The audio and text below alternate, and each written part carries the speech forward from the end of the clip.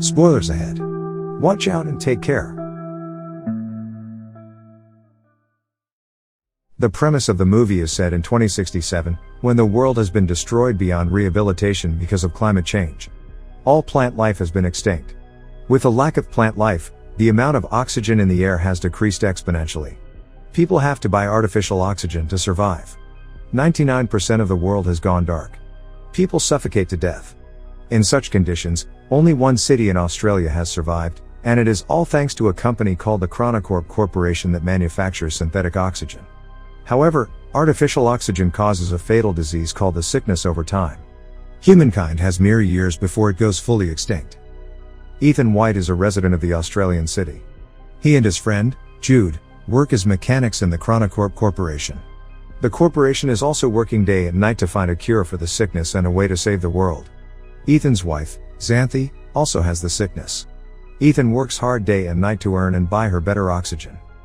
One day, as Ethan and Jude work in the tunnel, the Chronicorp CTO of particle research, Regina Jackson, summons them to her office.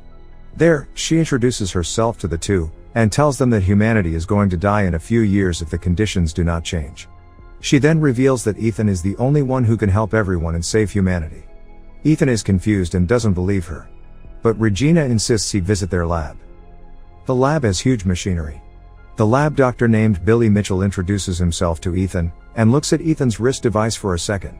They then explain to him that Ethan's father, Dr. Richard Whyte, started this project 20 years ago. The machine that stands in front of them is a time machine called the Chronicle. In the first ever experiment done with the machine, they had to send radio waves into it to check what was on the other side. They found out through it that 407 years later, in 2474, the Earth would have enough vegetation to maintain enough oxygen in the air and sustain human life. The people come to believe that if humanity still exists several hundred years later, it is likely that they have found solutions to all the problems plaguing their reality. However, a strange activity baffled the scientists there. The waves they sent had come back reformed. When they decoded it, they found out that someone from the future had sent them the message saying, "Send Ethan Whyte." So now, Regina and the whole team want to send Ethan into the future for him to bring back the cure. Ethan is beyond surprised. He doesn't believe them and thinks that Regina is just bluffing. Moreover, he doesn't want to leave his sick wife and go into the future.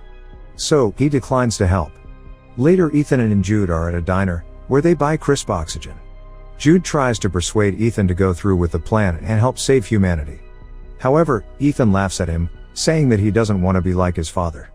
Ethan hates his father for never being there for him.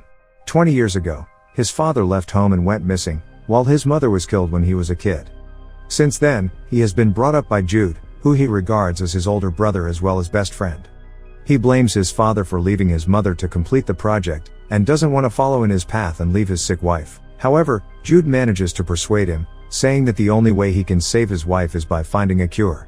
Ethan reminisces of his 8th birthday when his father has bought him a strange box as a gift.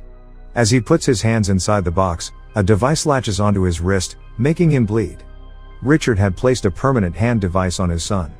It has been many years, but Ethan doesn't know its use yet.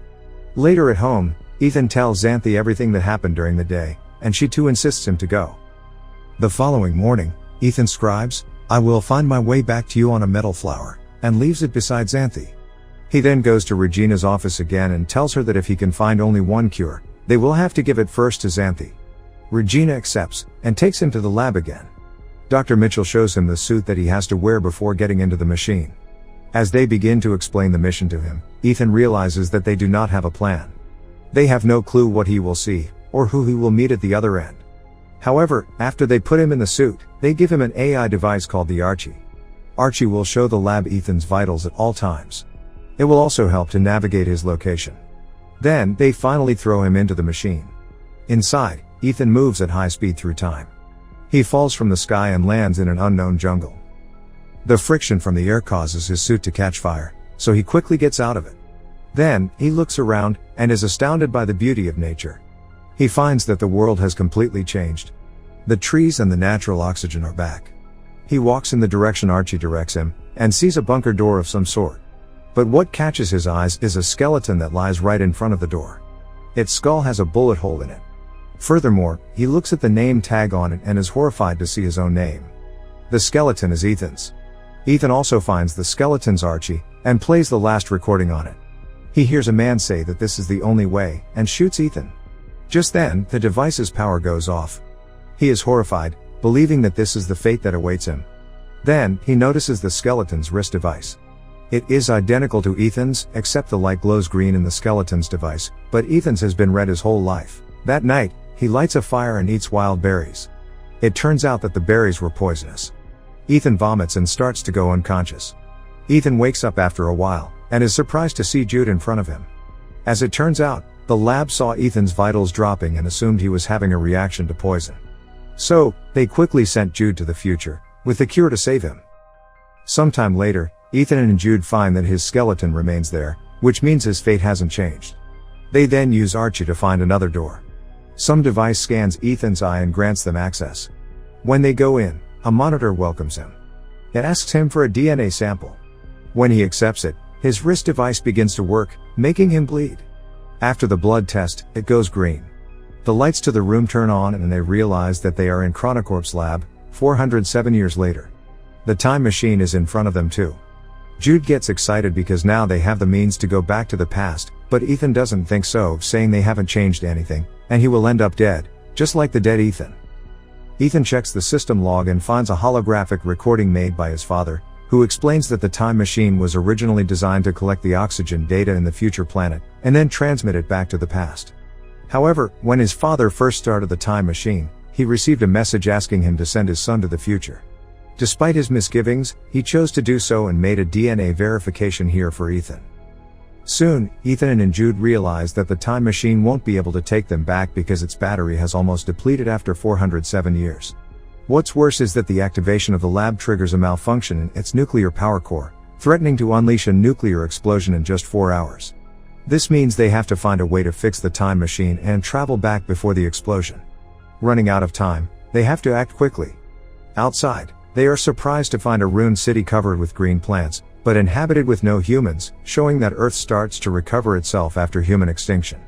Human skeletons are scattered everywhere. Ethan gets to his wife's house, only to find her bones, making him fall into despair. Jude tries to persuade him to go back to the past, as the cure against the sickness doesn't seem to exist even in the future world. However, Jude's words make Ethan suspicious.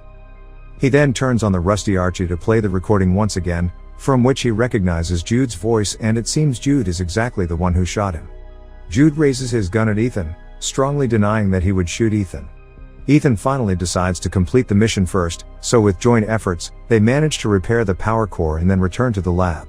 Now the Chronicle system works and they should be able to return to the past. They just need to wait 37 minutes till portal launch. Once the countdown reaches 0, the portal will tether to 2067 for approximately 30 seconds. However, Ethan still finds his body remains behind a door at the same location, which implies that they haven't made any changes to the future. In order to figure out the truth, Ethan pulls out the battery of his current Archie and puts it onto the rusty one. In that way, he gets access to another video, in which Ethan is assured that his future self will be killed by Jude. Jude then confesses that there is no hope of changing the future and he is trying to protect Ethan. Finding it hard to believe, Ethan locks his brother up in a room, then plays back his father's holographic log from the day he died. He soon discovers a conversation between the Chronicorp CTO, Regina Jackson, and his father. It's shown that Ethan's father wanted to use the time machine to save all mankind by finding the cure, but the CTO only intended to use the machine to flee from the dying time with some chosen few. However, whichever plan they choose, someone must travel into the future and turn on the time machine.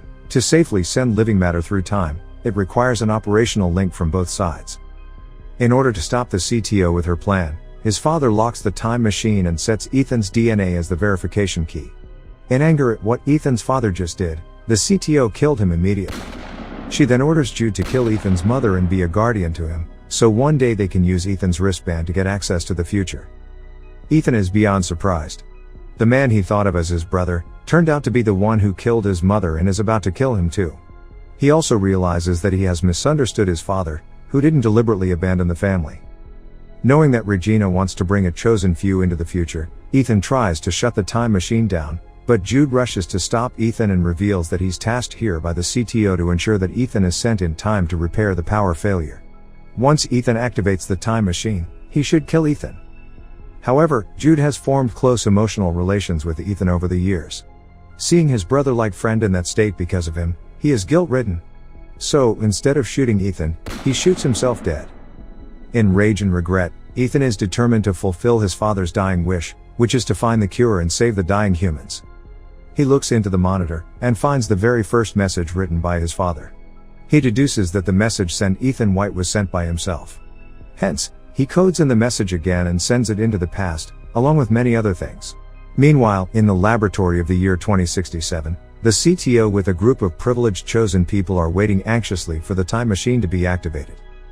To their shock, however, the time machine sends back hundreds of extinct plants along with a copy of the recorded murder of Ethan's father. Soon after, the time machine is destroyed by Ethan, resulting in the collapse of the CTO's plan. In the end, the CTO is arrested due to the murder. The plants sent back to 2067 are cultivated to revitalize the planet. Ethan's wife also receives a flower sent from him and understands his choice. While Ethan has to stay in the future world alone, he buries Jude and forgives him.